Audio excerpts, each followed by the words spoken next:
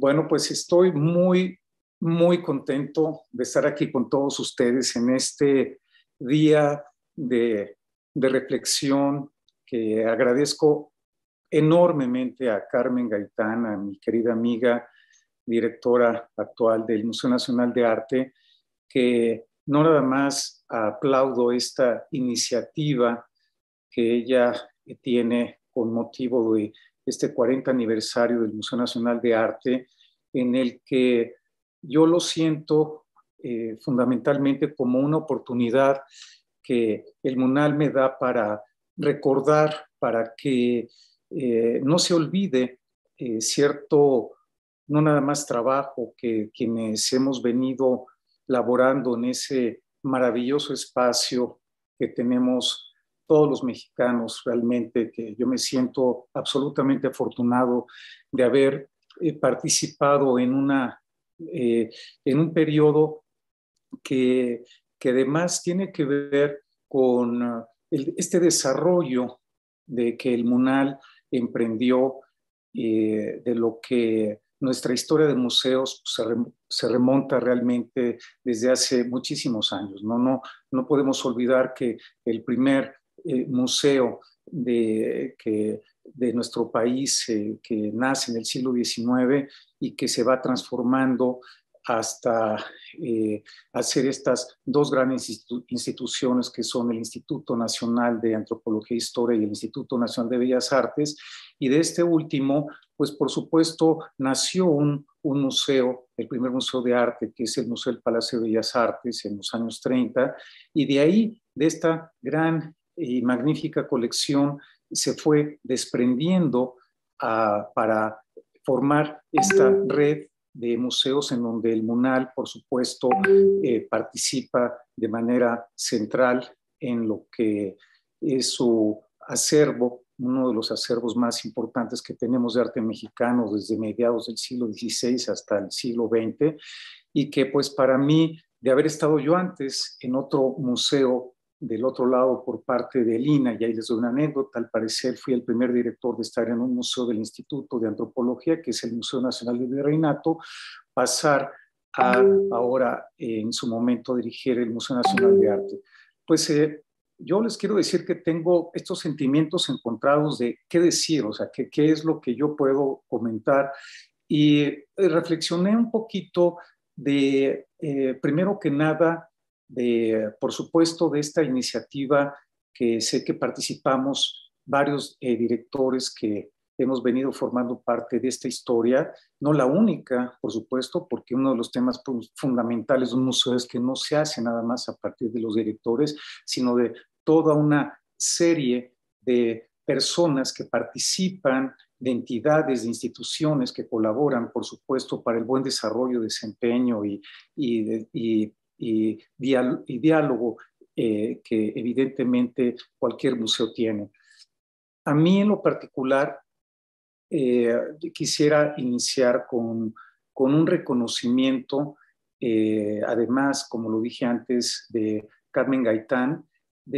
hacia Graciela de la Torre. Yo creo que el MUNAL, desde cómo lo decimos, ¿no? El Museo Nacional de Arte MUNAL, y esta nueva estructura, que si bien comenté, viene evidentemente de este primer museo de arte del país, que es el Palacio de Bellas Artes, esta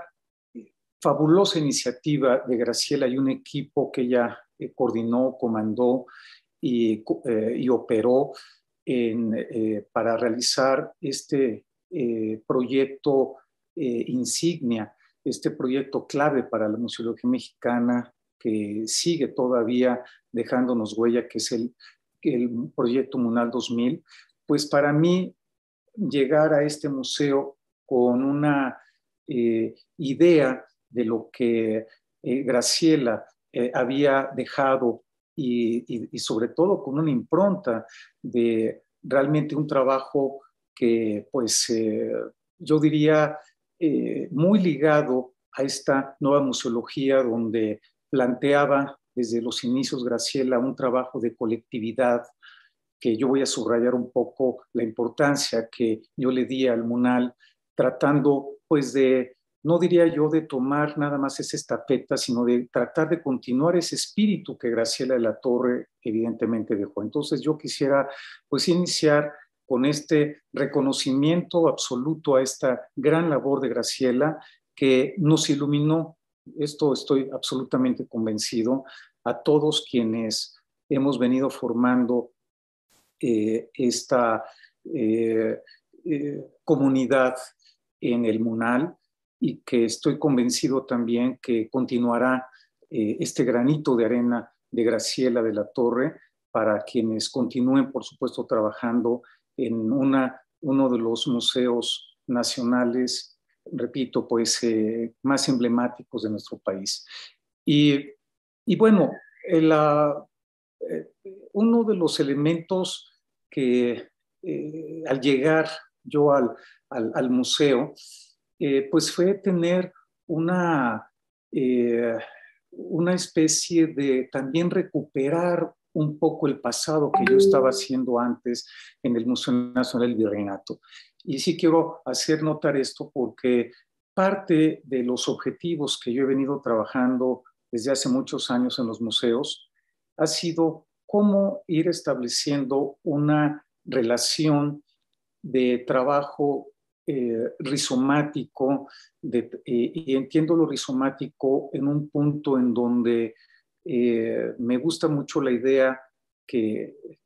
Graciela ha venido comentando de lo que para ella era un poco lo que quería dejar en el MUNAL, esas constelaciones, y lo rizomático, toda proporción guardada, ha trabajado ese tema de cómo ir vinculando de una manera más horizontal, no tanto vertical, sino de enlace entre los quienes trabajan evidentemente al interior del museo y por supuesto hacia cómo nuestros objetivos, que a partir de cualquier museo que tenga su misión y visión muy clara, pueden permearse de una manera más, más democrática, yo diría, más, eh, más ligada a que los procesos de trabajo marcan una relación de colectividad y de relación interna mucho más profundas. Uno de los elementos que yo traté de permear y espero que se haya reflejado en algo en el Museo Nacional de Arte, en el MUNAL, son 5 axiomas en el museo, ¿no? El primer axioma que me tocó tener fue lo que sería el axioma de la autonomía, o sea, buscar que cada vez los equipos al interior del museo sean cada vez más autónomos. Y este axioma de autonomía evidentemente va a un segundo punto importante que tratamos de desarrollar, que fue la responsabilidad. Es decir, si se da la autonomía, evidentemente se da un tema de responsabilidad, de que cada quien es sujeto, evidentemente, de lo que propone y que además habla esta autonomía del compromiso que tiene que tener cada quien al interior, evidentemente, de su espacio. De esta autonomía, el tercer elemento importante que yo me propuse permear fue la descentralización. Es un tema muy importante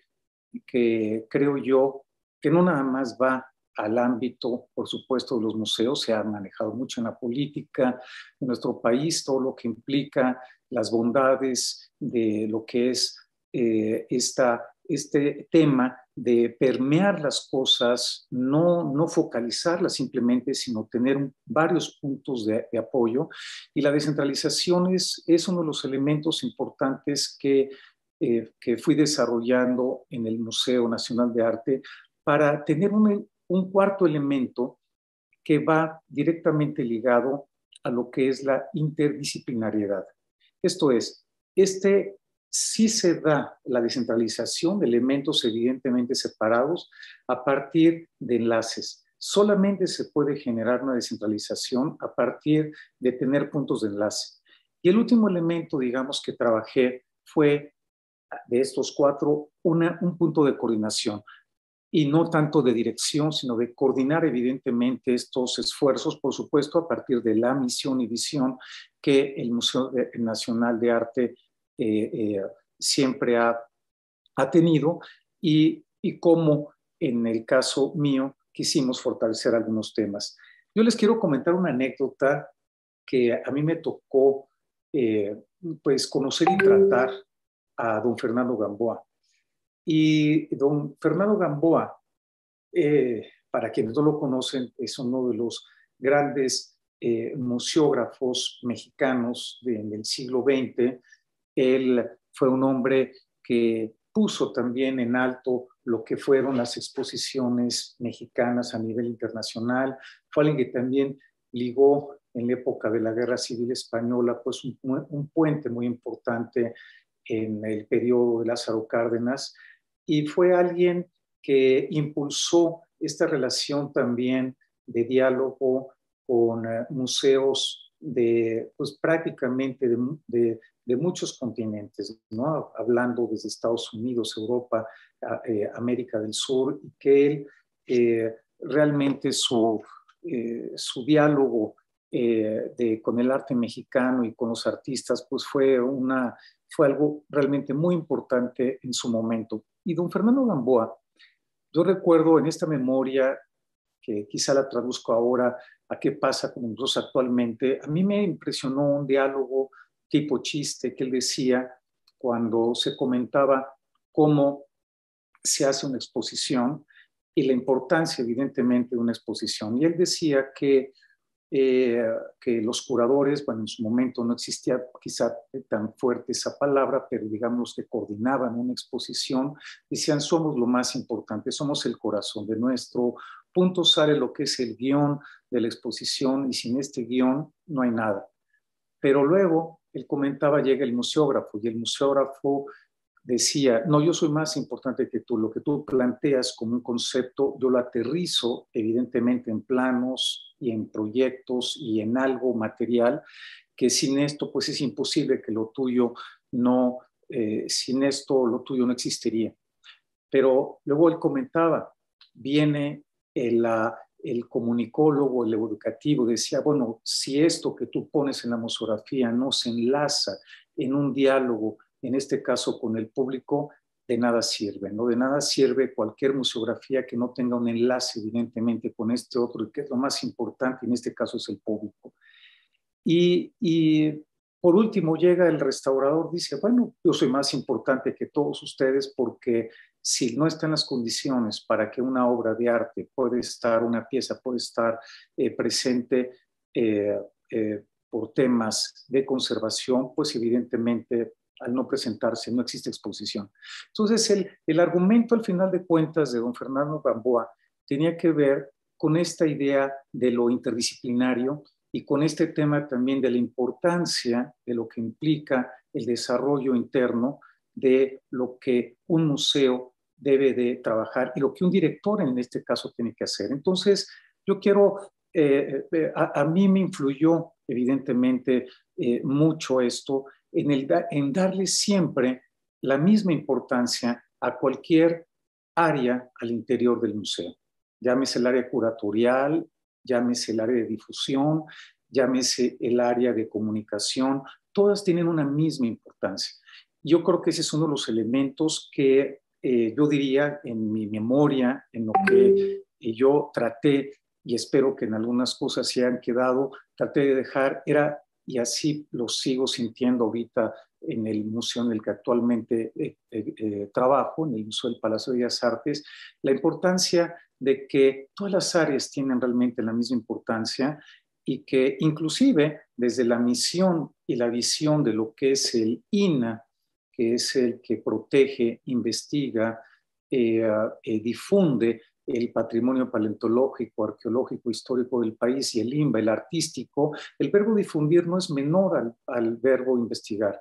Y el verbo conservar no es menor al verbo investigar tampoco. Entonces es un poco la idea de cómo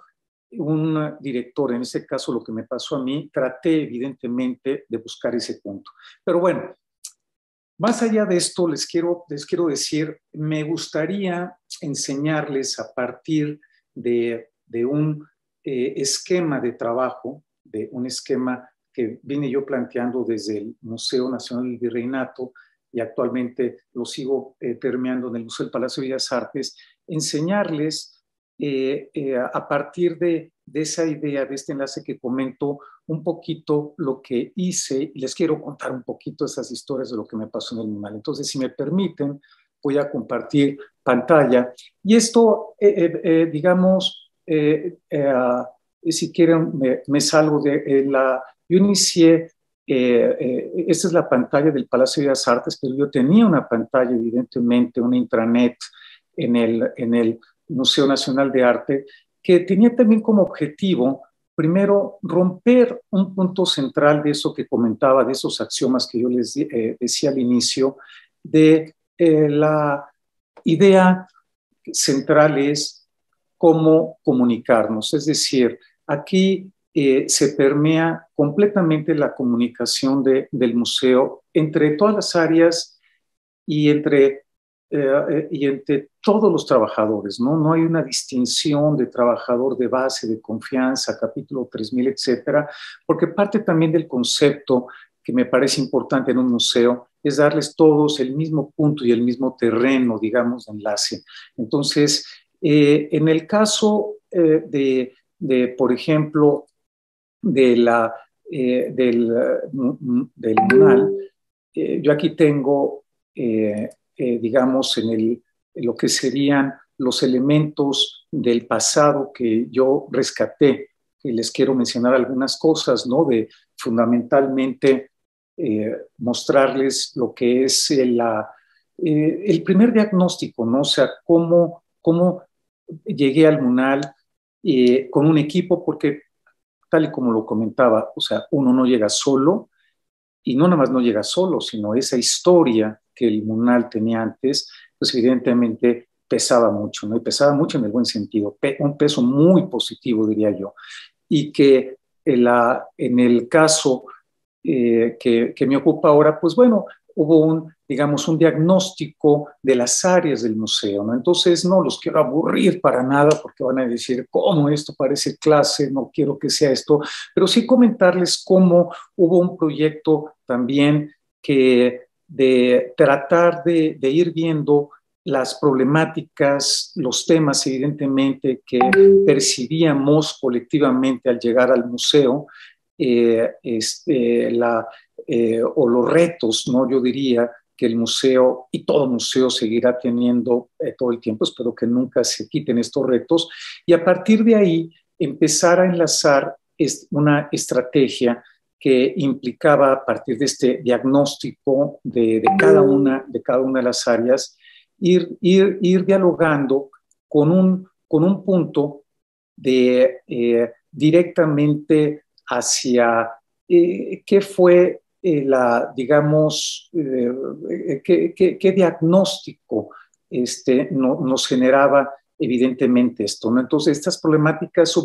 hicimos un diagnóstico, digamos, a mi salida del museo, en donde anotaba yo cosas relacionadas evidentemente con cada área. Por ejemplo, no existía formalmente un área de arquitectura que me tocó crear, que me parecía realmente muy importante en el museo, un área en donde lo que hicimos aquí fue ir rescatando también temas importantes. Aquí planteaba lo que se hizo y las cosas a futuro, evidentemente, dejar un plan a futuro, evidentemente, en el museo, me parecía esto algo muy importante. Y de estas acciones no quiero pues, relatarles simplemente cosas que tenían que ver con lo que el propio MUNAL 2000 había dejado para continuarse, temas desde mantenimiento como muy puntuales, desde decir más de todo el tema de las ventanas y puertas, el arreglo de las mismas, el mantenimiento, que implicaba también todo un desarrollo con distintas áreas del propio Instituto Nacional de Bellas Artes a nivel de patrimonio, que apoyaron evidentemente a que esto se realizara, y pasando también a proyectos que se tenían o que se habían tenido en el Munal 2000 y que habían estado años posteriores,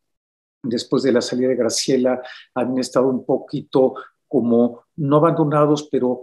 en donde les quisimos seguir dando muchísima importancia a todo el proyecto, por ejemplo, de verano, ¿no? Para los niños, que me parecía muy importante. Y aquí, digamos, en este diagnóstico, cómo ir llevando a este museo también a nuevos retos, ¿no? Que nos propusimos en la parte educativa eh, realizar. Entonces, este es un elemento muy importante, ¿no? De inclusive cómo fortalecer áreas como curaduría, ¿no? Al momento de llegar, porque siempre es un reto, ¿no? Con el tema de investigación del acervo, evidentemente, del MUNAL, cuando yo llegué, pues eran más de casi 3.500 obras y que no me permitían, por supuesto, inclusive revisar este pasado que yo tenía de artistas novohispanos como Rodríguez Juárez, Miguel Cabrera, que no sé si ustedes saben, pero la Pinacoteca de Reinal se pasó, digamos, al Museo Nacional de Arte y realmente pues sí, estuvo en una franca y maravillosa competencia con este Museo Nacional del Virreinato en Tepoztlán, pues que tenía y tiene un acervo también del periodo novohispano también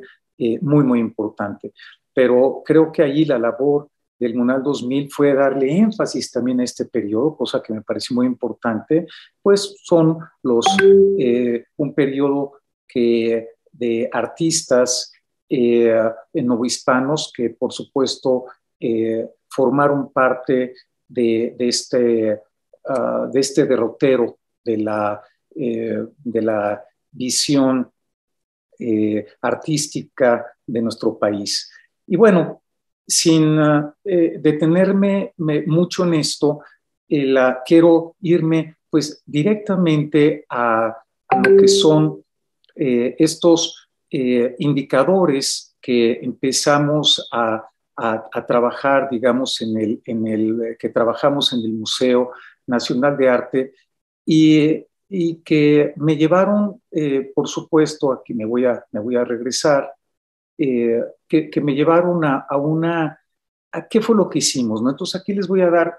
eh, una relación, por ejemplo, de cómo trabajamos, ¿no? En el museo con temas y las cosas que a mí me parecían evidentemente como director importantes subrayar en el trabajo al interior, ¿no? Pues un tema muy importante que yo les decía al inicio, ¿se acuerdan cuando yo les comencé a decir de estos 5 axiomas o 5 elementos? Y el primero es el tema de los acuerdos, ¿no? Y el tema de los acuerdos era, pues que miren, hubo en todo el periodo, más de 24,000 acuerdos enviados entre todos nosotros. Y más allá de la estadística y la numeralia que estamos ahorita, quizá todos ya en el gorro de tantos números que tenemos, yo lo único que quisiera comentarles de esta estadística es lo siguiente. Estos acuerdos tienen que ver con esto, tienen que ver, por ejemplo, aquí están las áreas evidentemente del museo, con esta idea de independencia. Cada área evidentemente tiene un panel. El caso, por ejemplo, mío, a nivel de comunicación, yo tengo los acuerdos que yo recibo, los acuerdos que yo envío, y si yo me voy a los acuerdos que yo recibo, esta es la idea rizomática que yo les decía que establecimos en el MUNAL y que la sigo continuando ahora en el Palacio. Y entonces habla de este enlace, ¿no? De este enlace, por ejemplo, de saber, por ejemplo, cómo se ha dado todo el enlace del museo. Este es actual y así lo teníamos, digamos, de alguna manera en el museo. De este enlace, cuáles eran las cosas que ya estábamos solucionando todos en cada uno de los ejes. Y bueno, y todo esto tiene aquí ciertas anécdotas, ¿no? Dirán, bueno, ¿y por qué pones tú primero el eje de seguridad? ¿Por qué este eje es importante? Bueno, la anécdota tiene que ver con el Museo de Antropología. Ustedes recordarán, hace varios años hubo este famoso robo en el Museo de Antropología en el que pues, nos cimbró a todos, ¿no? Nos cimbró a todos porque no estábamos seguramente tan acostumbrados a la importancia de lo que es la seguridad, por supuesto, en tres niveles, ¿no? Primero, la seguridad de las personas, los que llegan, los visitantes, el público, la seguridad de las colecciones y, por último, la seguridad del edificio. Y hubo un decreto presidencial que comentaba en ese momento un presidente de la República que puso que los directores, su primera obligación y que tienen que ver antes de generar cualquier proyecto, etcétera, era la seguridad. Entonces, ese es el motivo. No los voy a cansar de por qué hay esta lógica en cada uno de los ejes. Y lo que a mí me interesó mucho subrayar en el MUNAL era que lo que estábamos fortaleciendo al final de cuentas eran nuestros ejes, ¿no? El tema de planes estratégicos, el tema de la infraestructura, el tema de la autogestión de recursos que, bueno, se puede ver en la asociación de amigos, evidentemente todo este tema también de relación con la sociedad y el apoyo, evidentemente, en los proyectos, que no nada más es a nivel económico, ¿no? Sino de enlaces también con las comunidades. El tema de la permanente, de las temporales, por supuesto todo el asunto de los públicos, ¿no? Que es un tema muy importante, la difusión, las publicaciones y la estrategia digital. Entonces, de ahí hablarles, por ejemplo, de estos enlaces, pues implica, por ejemplo, cómo nos situábamos en los temas que ahorita o en ese momento el MUNAL tenía o estaba dialogando, ¿no? Y en esos diálogos donde veíamos las problemáticas precisas, o los temas, por ejemplo, que tenían que ver con las solicitudes o los conocimientos. Y esto pues generaba evidentemente en el museo un punto de enlace permanente, ¿no? Yo, por ejemplo, ahorita les podría decir que viendo el asunto del MUNAL, a los acuerdos que, por ejemplo, yo recibí. Aquí estoy haciendo la referencia con un asunto, por ejemplo, que me está llegando, que significaba, por ejemplo, ponencia MUNAL, ¿no? Entonces, aquí yo escribiría, digamos, alguna cosa relacionada con esto, ¿no? Que me están recordando que el día de hoy es evidentemente el punto del museo, y desde temas que pueden ser de este tipo hasta temas que van relacionados ya asuntos quizá más técnicos del trabajo de lo que cada una de las áreas hace referencia. Entonces, me voy a esta idea de los indicadores del MUNAL, donde les decía por la importancia de lo que son los acuerdos enviados. Y otro punto que trabajamos evidentemente mucho son las aplicaciones, y las aplicaciones al final de cuentas en el Museo Nacional de Arte es cómo ir teniendo que la información, un museo produce evidentemente no nada más habla de la memoria que resguarda, ¿no? A partir de lo que significa esta memoria cultural, artística para todos nosotros, sino también la memoria de nuestros procesos de trabajo, ¿no? La memoria, evidentemente, de nuestra manera de visualizar lo que entendemos al interior de un trabajo en un museo. Entonces, estas aplicaciones fue un punto que me tocó mucho trabajar, evidentemente, para el museo, en donde se ve reflejado, digamos, en aplicaciones que tienen que ver desde temas de servicio social, de planeación, de exposiciones temporales, de la permanente, y cada una de ellas, por supuesto, si se fijan, no nada más el desarrollo de las aplicaciones, voy un poco a esos axiomas que les decía al inicio que se trabajó mucho en el museo, que era cómo hacer evidentemente para que en el trabajo, por ejemplo, de las exposiciones temporales, todos tuviesen la información a la mano, ¿no? Todos tuviesen, aquí hago digamos, una analogía con el Palacio de Bellas Artes, pero, por ejemplo, cómo tenemos una visualización, por ejemplo, de las exposiciones, que todas las áreas tienen acceso a eso, por supuesto, a niveles de seguridad, en ciertos puntos en donde solamente el área responsable puede ver esa información, pero de aquí, de lo que se habla era saber de dónde provenían, por ejemplo, las colecciones, o cuál es el proceso, evidentemente, de una exposición, de un desarrollo que se tiene que hacer. Y esto, pues, daba varios puntos en este caso de enlace, de que no nada más ver las gráficas, sino la participación evidentemente de un área que dando en este caso información de algún artista para que yo soy de una idea que pienso, digamos, al interior de los museos, que al final el trabajo de un área permea y tiene una influencia, en este caso, a otras áreas en su mismo proceso, ¿no? De lo que está haciendo. En el caso, por ejemplo, de lo que es y de lo que se trabajó, por ejemplo, en el museo, en esta base de datos, pues fue empezar a trabajar un punto de la digitalización de todas las obras, ¿no? Entonces,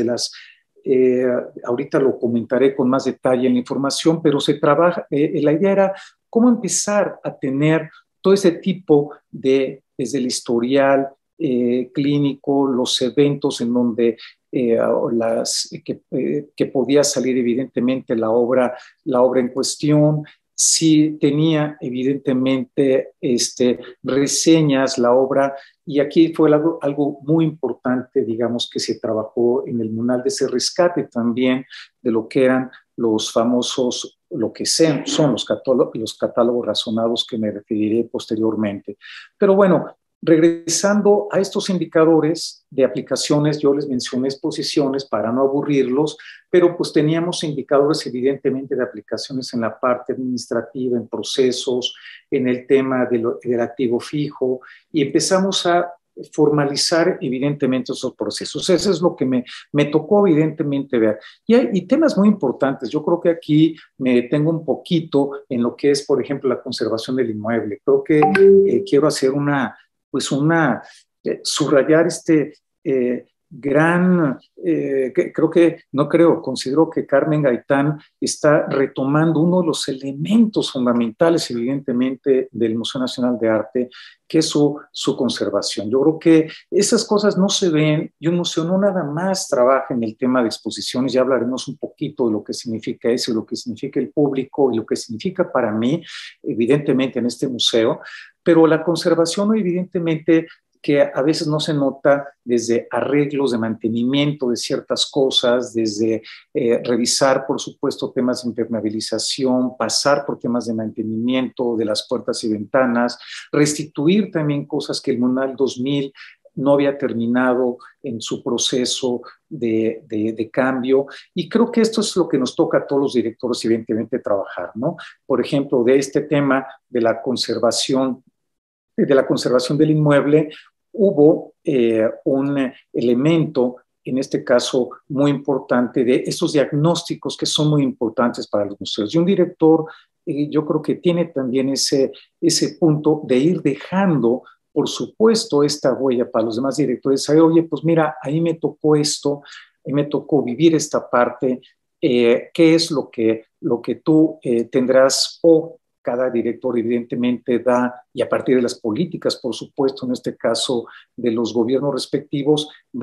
subraya lo que considera a partir evidentemente de ese análisis de lo que el museo debe de hacer, ¿no? Y aquí en el tema, por ejemplo, de los trabajos de conservación, en este caso del MUNAL, hubo también un diagnóstico muy importante que solicité que se realizara de manera muy, muy profunda, y este trabajo, digamos, que se realizó por parte del museo, nos llevó primero que nada, continuar con algunas cosas que el museo requería y necesitaba, y por otro lado también llevar a cómo tener, por ejemplo, hubo un primer diagnóstico por parte del museo, no los voy a aburrir, ¿no? Pero este diagnóstico pues implica evidentemente estas cosas que no se ven. Como les decía, no nada más es ver obras y piezas, sino también ver por dentro temas. Nos tocó cambiar la subestación eléctrica, insertar una subestación eléctrica que el museo no contaba, Pero bueno, esto, yo me sumé a la gran infraestructura que dejó el MUNAL 2000, ¿no? Y además, inclusive con ese planteamiento que hizo en este desarrollo también con el patronato tan vigoroso y tan importante que MUNAL 2000 lo realizó Graciela y que continúa, digamos, trabajando con mucho brío actualmente. Entonces, de aquí yo les diría que hubo un plan y dentro de ese plan, evidentemente, de conservación, pues, por ejemplo, un punto que les quiero relatar es que a mí me tocó algo que quería, por ejemplo, MUNAL 2000 era tener un auditorio y por supuesto que uno de los puntos que yo continué fue que se hiciera este auditorio y ahí le puse un nombre, ¿no? Mientras les voy pasando, digamos, los trabajos que se hicieron, y es un poco para que vean también esa parte que los quiero llevar a ustedes de lo que es también el trabajo en un museo al interior, que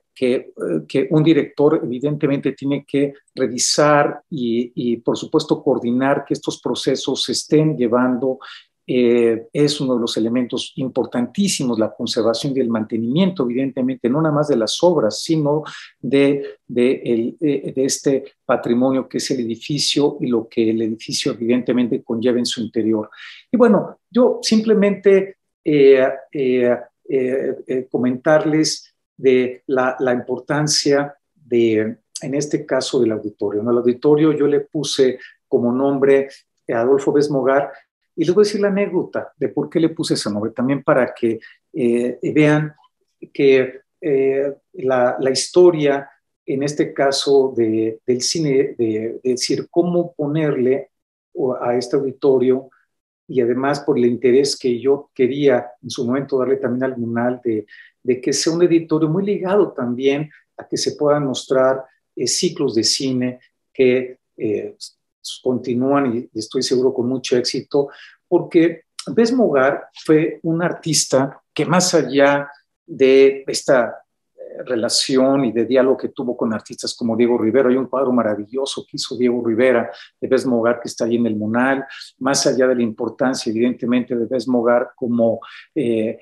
esta publicación del método Bess Mogar que hizo al nivel de dibujo, ¿no? Él trabajó en la Secretaría de Educación Pública. Bess Mogar recibe a este gran cineasta ruso Eisenstein en los años 30 y él en 1937 hace una película que se llama La Mancha de Sangre, que para muchos es la primera película cabaretera, y muchos no sabían esto. Yo desconocía también, les quiero decir, no crean que yo sé todo. Yo cuando llegué no sabía que Bess Mogar había tenido esa relación evidentemente con el cine y me pareció muy importante darle ese reconocimiento a este gran artista mexicano, Bess Mogar. Bueno, la película, de hecho, cuando la hacen en el 37 fue censurada, años después en los 40 la sacan y me pareció muy importante relacionar a un artista evidentemente con este espacio. Bueno, esta es una anécdota que yo les quería en este caso comentar y ver que este auditorio pues también formó parte también de esta continuación evidentemente los procesos de trabajo del museo. Y bueno, decirles también, por ejemplo, que en el caso de lo que es la conservación, irme a esta ampliación, bueno, la ampliación de la infraestructura que les estaba comentando bueno, la conservación, todo lo que vieron, la ampliación, lo que les acabo de decir del auditorio, fundamentalmente, que fue un tema central en la gestión, y otro punto que creo que es muy importante, y más actualmente en los museos, que sí me tocó profundizar mucho, fue lo que en su momento fue el catálogo en línea. A mí me había tocado en el Museo Nacional del Virreinato haber puesto una primera intranet en los museos, en donde el interés que yo tuve en ese momento fue que todo lo que el acervo pictórico del Museo Nacional del Virreinato se pudiera evidentemente sacar a la luz y que todos tuviesen acceso. Y aquí lo que me propuse es que todas las obras, evidentemente, del MUNAL, de las piezas del acervo del MUNAL, tanto las piezas que están en exposición como las que están en resguardo, puedan evidentemente o pudiesen en su momento ser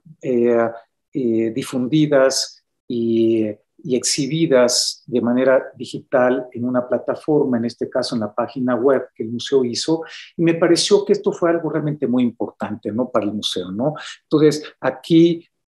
lo que hicimos fue también aprovechar muchísimo el tema de los catálogos, por ejemplo, comentados, este gran desarrollo que hizo Munal 2000. A mí me tocó continuar con 3 tomos, ¿no? Uno del siglo XIX y 2 del siglo XX, con seminarios muy importantes, y aquí tomo también esto también como un punto básico, ¿no? Graciela de la Torre había iniciado un trabajo muy importante con varias universidades, una de ellas en este caso la UNAM, y había todo un proyecto con estéticas de la UNAM que continuamos para evidentemente el desarrollo de lo que es los catálogos razonados, que son importantísimos para evidentemente el conocimiento de nuestro acervo. Entonces ahí me tocó continuar con esa labor editorial que me parecía muy importante por el tema también de investigación de cualquier museo que se precie, pero sobre todo también porque el público pudiese tener acceso, en este caso, a esa información. Entonces, ese fue uno de los elementos importantes que me tocó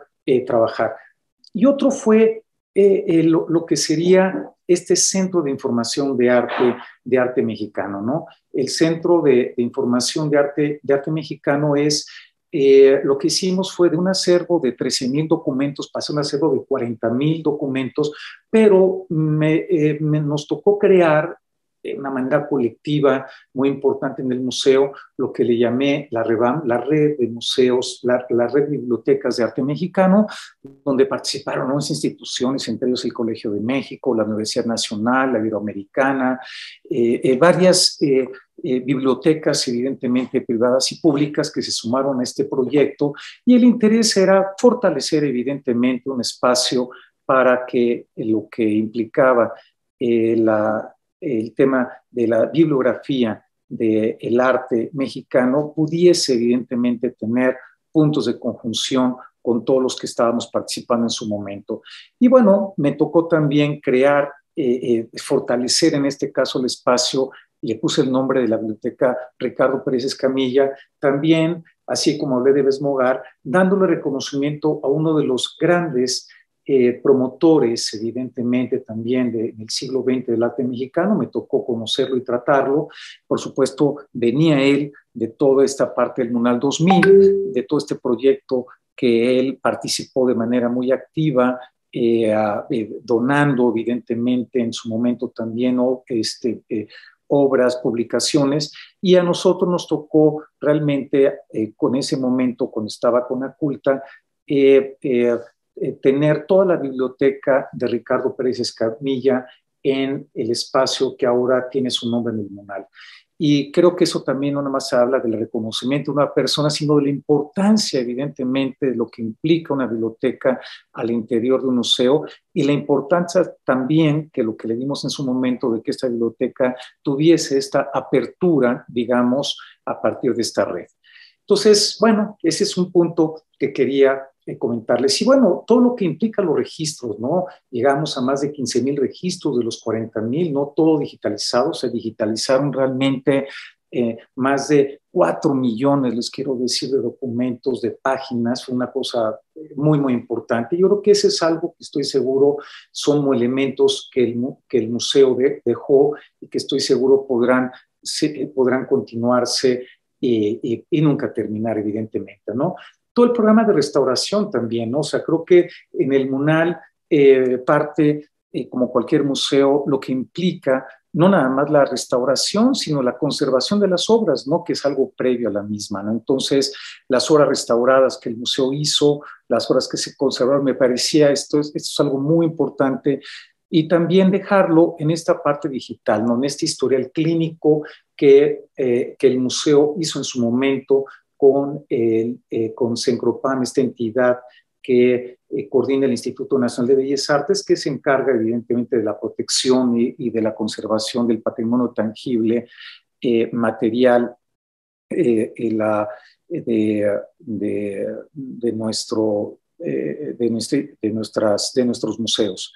Y bueno, lo que sería el tema de la permanente, cómo hicimos un crecimiento de las 3.300 obras que había, 6.000 y pico de obras, cómo las adquirimos, ¿no? Vía INBA, vía donaciones, algunas y vía adjudicaciones directas, y que esto es algo también muy importante al interior del museo, ¿no? Como un museo debe establecer, el Instituto Nacional de Bellas Artes tiene siempre comités de adquisición de obra, y esto también habla de una relación, por supuesto, también con la sociedad, ¿no? Como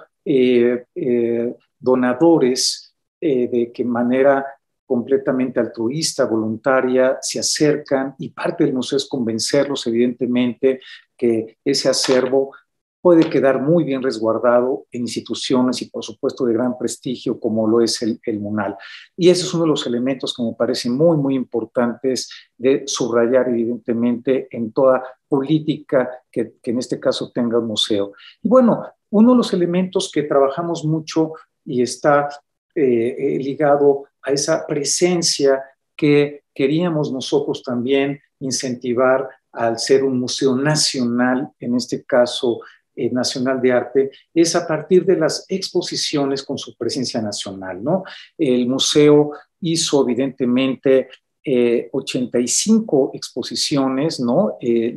Realizadas, de estas 24 itinerantes, 4 virtuales en su momento, y bueno, y cómo esas exposiciones tuvieron presencia en estos estados de la República, en donde pues nos interesó dialogar,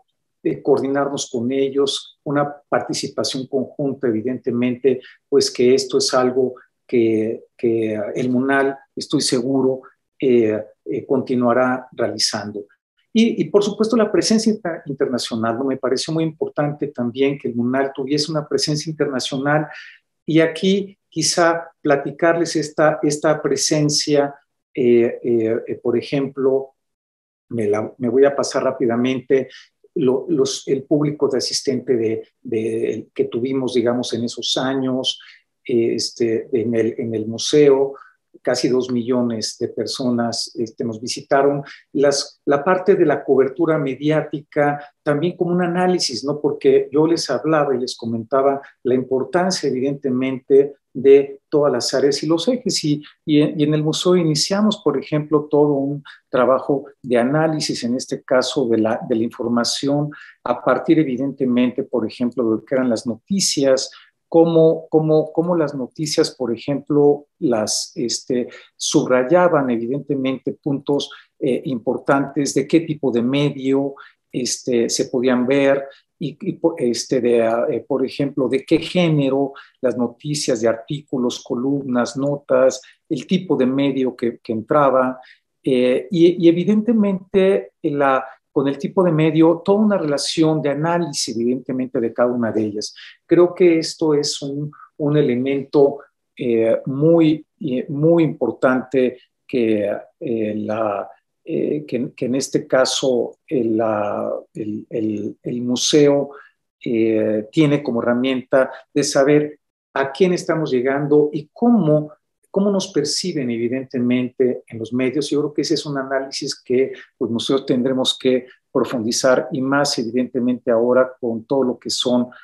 por supuesto, las redes sociales, ¿no? Y bueno, entonces, yo les comentaba, bueno, en esto de las redes no estaba tan desarrollado, sí estaba fuerte, evidentemente, como ahora, pero le dimos una importancia, evidentemente, a nivel de seguidores, a nivel de Facebook en su momento, cómo el museo trabajó, evidentemente, empezar a trabajar con la numeralia de lo que significaba, evidentemente, esto, ¿no? Ahora ya los números, evidentemente, en las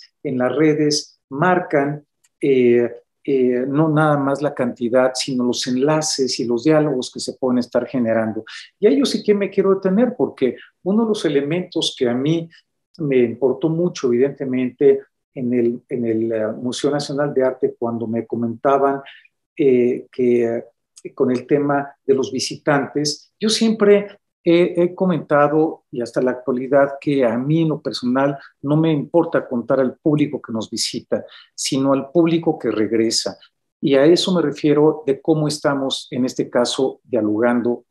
con él. Creo que el tema del diálogo con el público es un asunto que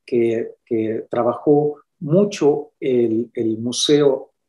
Nacional de Arte, y la referencia es igual a estos ejercicios que yo les comentaba, que por ejemplo, en el caso de las opiniones, que yo lo empecé en el Museo Nacional del Virreinato, pero lo continué en el MUNAL y ahora en el Palacio de Bellas Artes, en donde todas las opiniones, ya sea web, ya sea de kiosco, sean escritas, esas opiniones evidentemente pues van relacionadas directamente a lo que es un punto de análisis y que va directamente a los ejes respectivos, es decir, el elemento rizomático que les hablaba al inicio de estas 5 variables que yo les comentaba, y una de ellas es el tema de la descentralización, es que las opiniones del público, y fíjense, casi 4,000 opiniones del público fueron interactuadas con los encargados de área, contestándole al público. Porque este es un elemento que me quiero detener un poco en el entendido de la importancia de lo que significa evidentemente el tema de las opiniones y que tiene una influencia en lo que es el trabajo de lo que realiza un museo. Es decir, si esa definición tradicional que ha venido cambiando y que ahora desde hace algunos años tiene ya puntos distintos de referencia, pero de esa tradicional que el museo es una, digamos, es una institución permanente, abierta al público, que conserva, que investiga los testimonios materiales y espirituales del hombre para el goce y educación del público que lo visita, que ha cambiado y que seguramente se van a reformular muchas cosas. El tema del público es un punto sustancial, es un punto fundamental, o sea, no hay museo sin público. Es decir, el público, y sobre el tema también de la mejor conservación, que se podría decir, porque la conservación ideal es que casi no se visite nada, porque la luz afecta, el aire afecta, cuando se abren las puertas se afecta. La mejor conservación es la apropiación del patrimonio. Y el público, al final de cuentas, o los públicos, porque no hay un público, hay distintas comunidades, evidentemente, públicos que visitan el museo. El interés que hicimos en el Museo Nacional de Arte fue ir estableciendo primero un conocimiento de lo que es este diálogo con el público. Segundo, estudios de público, que me parece que es un tema esencial e importantísimo. Y tercero, cómo, y ahora es lo que estamos trabajando más, pero que en su momento pusimos la semilla en el MUNAL, cómo el público afecta la gestión, evidentemente, de un museo. Es decir, no nada más en las problemáticas que el público pueda decir, oye, desde el cedulario que no entiende y que sí, o que quieren evidentemente otro tipo de exposiciones o de experiencias, y que pone evidentemente a dialogar al interior del museo esas reflexiones que por supuesto nos deben impactar. No podemos desarrollar nada al interior del museo sin tener un contacto permanente y estrecho con el público. Entonces, ese es uno de los elementos que me tocó evidentemente trabajar en el Museo Nacional de Arte, y que es una, yo diría, pieza fundamental en lo que es el trabajo al interior de un museo. Y creo que más ahora que se habla de comunidades, por supuesto, y que los públicos, y demás con la pandemia, estamos todos los museos haciendo una revisión, por supuesto, de que los museos son foros y son, digamos, estas fortalezas de diálogo que permean y que continuaron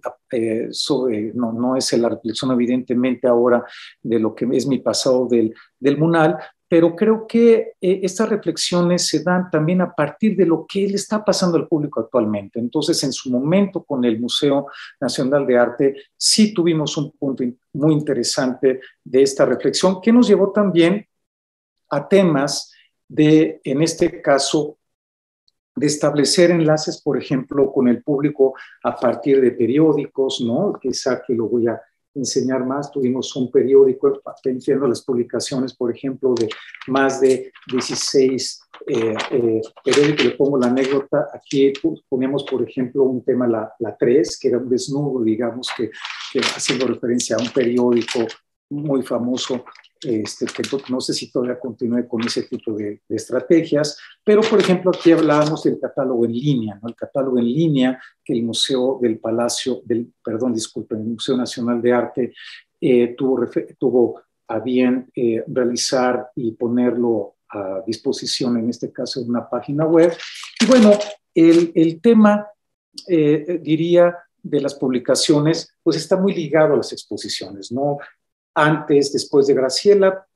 hubo, digamos, quizá 16, en otras hubo un número de exposiciones quizá menor. Me tocó a mí profundizar evidentemente esto que había comentado a nivel nacional e internacional, y sobre todo, por ejemplo, exposiciones que me interesaban en este diálogo del MUNAL, en publicaciones, por ejemplo, les diría una que hicimos, por ejemplo, con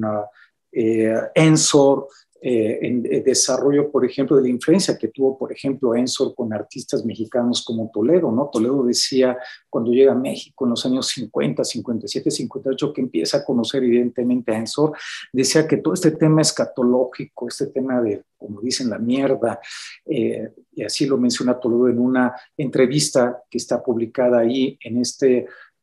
catálogo, la influencia que Ensor evidentemente tuvo en su trabajo, ¿no? Con sus famosos cagones, ¿no? Los cagones de Ensor, y que este artista belga, ¿por qué insertarlo, digamos, aquí? O, por ejemplo, ¿por qué, me voy a levantar un momento, por qué de las publicaciones que tuvimos, meter evidentemente el arte flamenco en el MUNAL? Pues hay obras emblemáticas que están en el Museo Nacional del Virreinato, y pasando evidentemente por artistas que de una influencia que tuvieron artistas novohispanos,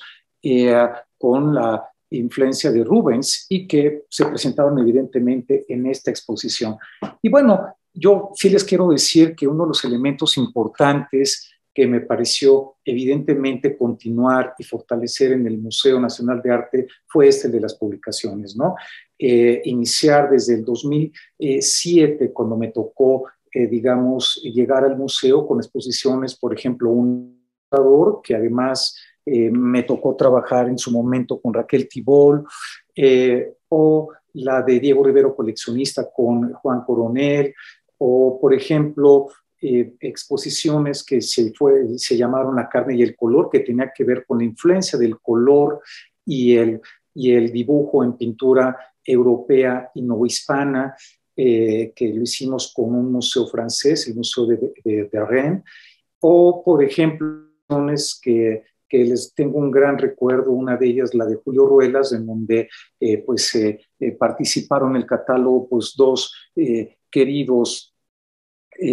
pues amigos y gente que muy cercana al museo, como fue Carlos Monsiváis, que un artículo de él, o de Teresa del Conde, de que es uno de los grandes artistas, evidentemente mexicanos de finales del 19 y del 20, ¿no? Y de los que tuvieron evidentemente estas también influencias europeas, y una gran influencia, por supuesto, en revistas como la Revista Moderna. Y bueno, me tocó también en el MUNAL hacer esta reflexión sobre todo lo que es la reflexión que hizo Octavio Paz, ¿no? Que fue en Materia y Sentido, ¿no? Una exposición que se hizo con Héctor Tajonari, donde participaron pues muchos colegas, investigadores, académicos, reflexionando sobre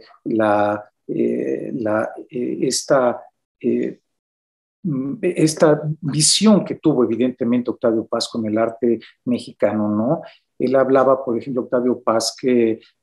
María Izquierdo era la tierra, ¿no? Era esa parte, la veía como un punto terrenal, y Frieder el aire, ¿no? Entonces tenía realmente puntos que los insertábamos, ese tipo de ideas o señalizaciones de Octavio Paz, en una reflexión de arte mexicano que realmente para nosotros, para el Museo, fue en su momento muy importante. Pero sobre todo también yo comentaba al inicio en las publicaciones cómo, y siempre creo que un museo tiene que revisar ese pasado, ¿no? No nada más el pasado, repito, del acervo que tiene, sino el pasado de lo que los otros directores dejaron. Un punto muy importante que dejó Munal 2000 fueron los catálogos razonados que he venido comentando de manera reiterada. De estos tres,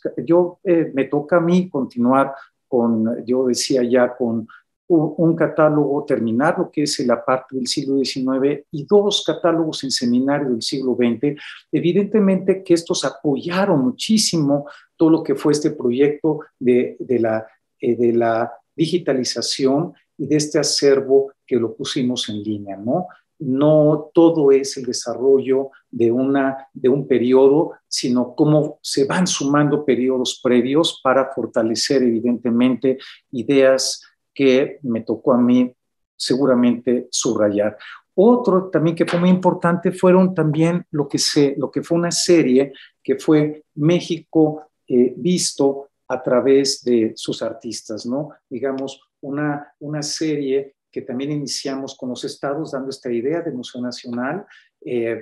Aquí tenemos de Javier Guerrero, de Joaquín Clausel, de Velasco en el Estado de México, Rubén Herrera de Coahuila, etcétera, que fue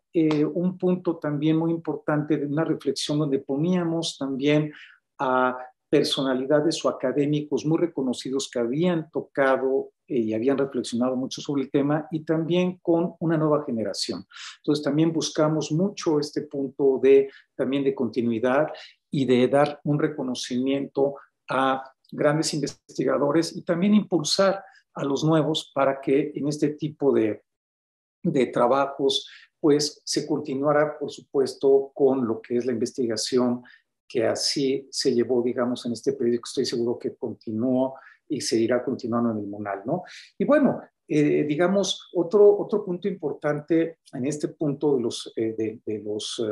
los diálogos que quizá para mí me parece muy importante es cómo esta colección de arte mexicano dialogaba. Hicimos un diálogo muy interesante, por ejemplo, con la colección Jumex, un diálogo que tenía mucho que ver con un texto de un filósofo francés, Michel de Certeau, que tiene este libro, bueno, que son varios libros, que se llama La invención de lo cotidiano, que traducido curiosamente su publicación por la Universidad Iberoamericana, y que nos tocó, por ejemplo, una reflexión desde una visión antropológica de Roger Bartra hasta, por supuesto, una visión de investigadores como James Holz, de cómo este diálogo se podía hacer con la colección, en este caso Jumex, con la colección del Museo Nacional de Arte. O, por ejemplo, también en el año 2010 hicimos exposiciones interesantes como fue Imágenes de la Patria, El Éxodo, Imágenes de la Patria, a partir de un texto de Enrique Flores Cano, este gran historiador mexicano, o El Éxodo Mexicano, que fue todo un proyecto también curatorial con Jaime Cuadriello, donde hubo una serie de investigadores también jóvenes en los que participaron en esta, y varios de ellos, curiosamente, continuaron en... fíjense que ahí va una anécdota, el reflejo también del lunar se refleja en lo que uno continúa en otros espacios, ¿no? Yo les hablaba, por ejemplo, de la carne y el color, el tema del color en el arte, el tema de lo que es el color y el dibujo, y en el Museo del Palacio de las Artes me tocó hacer una exposición que se llamó pues La Grana Cochinilla, ¿no? Que también tenía que ver con una reminiscencia, digamos, que eso algo que iniciamos en el MUNAL. O del Éxodo Mexicano, por ejemplo, que uno de sus últimos artículos que tenía que ver con Zapata, que su investigador, invitado por Jaime Cuadriello, y que además trabajando en el Museo Nacional de Arte conmigo, pues hicimos esta exposición de Zapata aquí en el Palacio de Bellas Artes, ¿no? Entonces, de repente hay ciertos diálogos que a veces que uno inicia en un museo y que continúan evidentemente en otros, por supuesto, con la misma idea de buscar que la visión y misión de cada museo en los proyectos que tengan esa continuidad fortalezca a cada uno de ellos. Y bueno, creo yo que antes de dejar esta breve reflexión, les diría que todo esto hablo de las publicaciones y, por ejemplo, cuando hablamos de los, en este caso, de los visitantes que ya lo comenté en el museo, cómo, cómo dar, eh, eh, cómo decir que todo esto, y es lo que comentaba al inicio de esta plática con ustedes, que cómo esto se da en un trabajo colectivo, ¿no? Yo creo que a mí me tocó, evidentemente, y me siento muy afortunado de que hablo de este pasado, ¿no? De cómo recibo yo a un museo que tenía unas realmente fortalezas que se crearon en el llamado Emunal 2000, y también como un equipo de trabajo en el que mi labor pues fue impulsar estas ideas que yo les comenté, que espero no les hayan resultado tan aburridas por la numeralia, pero sí decirles por qué razón el tema de ese trabajo de interrelación me parecía tan importante, ¿no? Y yo les puedo decir a nivel de anécdota que es lo que me ha impulsado a mí mucho seguir fortaleciendo este trabajo rizomático. Yo siempre he dicho a mi equipo que desde un tema editorial, miren, por ejemplo, pensando en exposiciones que tuvimos, por ejemplo, una que es con el Museo de Orsay, en donde también dialogamos evidentemente, con el arte mexicano. Y les voy a comentar aquí, antes de tener una anécdota que tuve con su director, Guy Cogeval, que cuando me toca conocerlo en un viaje que pido exprofeso por una querida colega, directora de un museo que falleció, Ana Nocort, que dirigía el Museo de Filadelfia, ella me hizo el favor de conectarme con Cogeval y curiosamente, yo creo que con los buenos modos que ella tenía, pues él me dijo, pues te recibo media hora, ¿no? Que además él entraba porque había un director que yo pensé que continuaba, que estaba ahí, que era Serge Lemoine, y él estaba tomando evidentemente el museo. Pues la anécdota es esta, les quiero comentar. Cuando yo llego a verlo, resulta que nos vemos en un café cerca de lo que es, hay un museo que es el Centro de Pompidou, el Beaubourg, y nos vemos en un café y empezamos a platicar evidentemente sobre lo que yo pensaba de la importancia evidentemente del Museo Orsay del siglo XIX en México y la influencia evidentemente que tuvo Francia con los artistas mexicanos, no, no se hable desde... ¿qué puedo decirles? El doctor Atl que viajó para allá, que el propio Diego Rivera, que tuvo una estancia pues muy larga, ¿no? En 2 periodos, o Montenegro, en fin, Zárraga. Y entonces yo me atreví a decirle en su momento, dije, pues mira, a mí me gustaría mucho que tuviésemos una exposición de arte francés del siglo XIX, un poco le decía también la importancia, no nada más también de la influencia, de lo que era, por supuesto, la influencia italiana, ¿no? La Academia de San Lucas en Roma, ¿no? Donde vinieron en el siglo XIX, pues, varios artistas, entre ellos Landesio y otros que tuvieron también una influencia con Velasco y otros artistas que evidentemente tuvieron relación ahí y ahí si quieren mientras les voy platicando, les voy enseñando esta parte de lo de Velasco, porque cuando yo estaba platicando con él, le decía, bueno, que me encantaría que, que México tuviese una muy buena exposición en este diálogo de relación. Lo primero que me dijo él, como buen francés, fue como casi, y además que cuando digo como buen francés, lo digo en buen término, diciendo él, como tienen una manera, quizá a diferencia nuestra, más franca o más rápida de decir lo que piensan. Y él decía, déjenme nada más un segundito, ver la parte de lo que es el tema de lo de Velasco, si aquí está, bueno, porque era un proyecto donde ahí se ve resumido un poquito el tema de la digital, aquí está, mira, Velasco 2000, ¿no? Bueno, entonces resulta que le digo, y además me gustaría mucho que en Orsay hubiera una exposición de arte mexicano del siglo XIX, ¿no? Pues aquí, curiosamente, eh, eh, bueno, él me contesta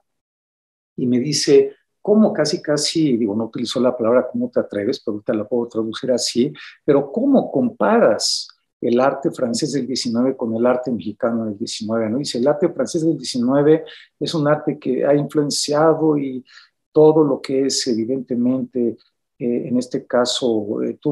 pues era el arte que tuvo pues una referencia evidentemente pues muy importante hacia pues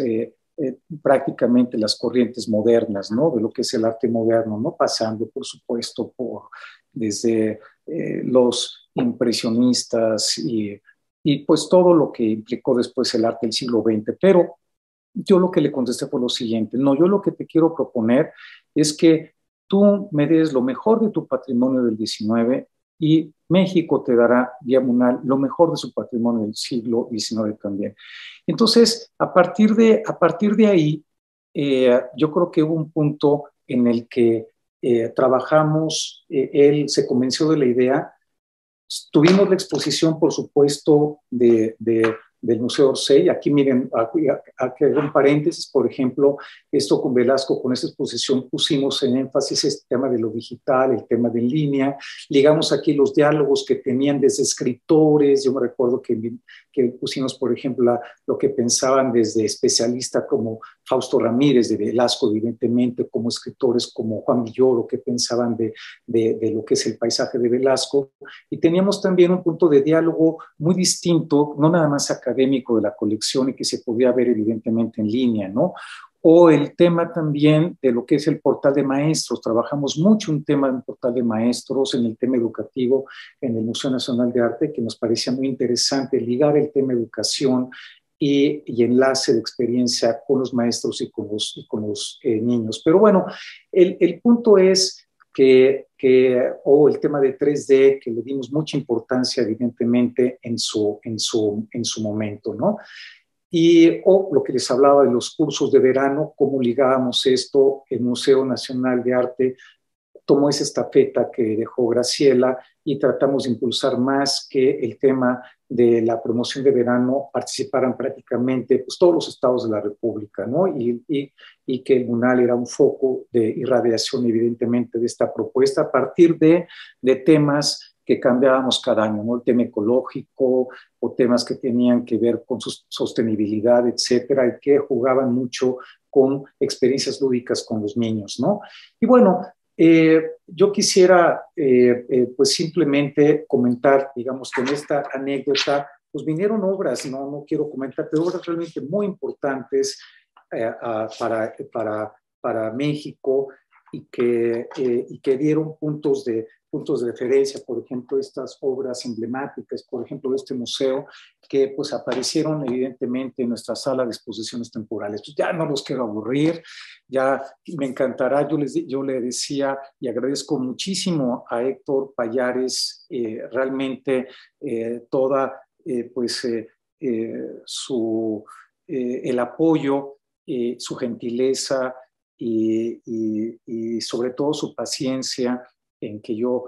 pueda ahora pues mostrarles un granito de arena de que, repito, yo soy el vocero, quizá nada más, de lo que hizo una colectividad, porque todos estos números, todo lo que yo les comentaba en estas ligas, pues es un equipo realmente el que hace el trabajo al final de cuentas de un museo, ¿no?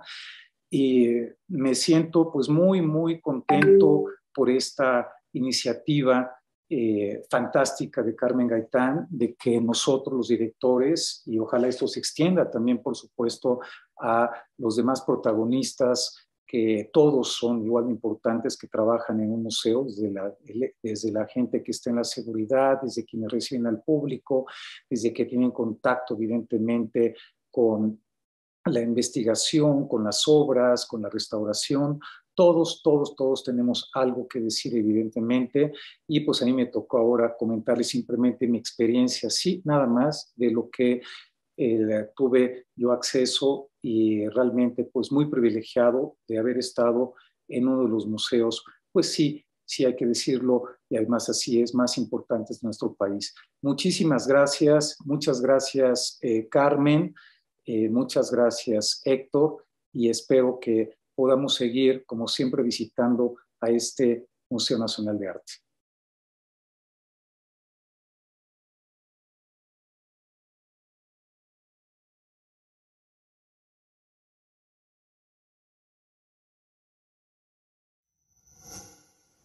Gobierno de México.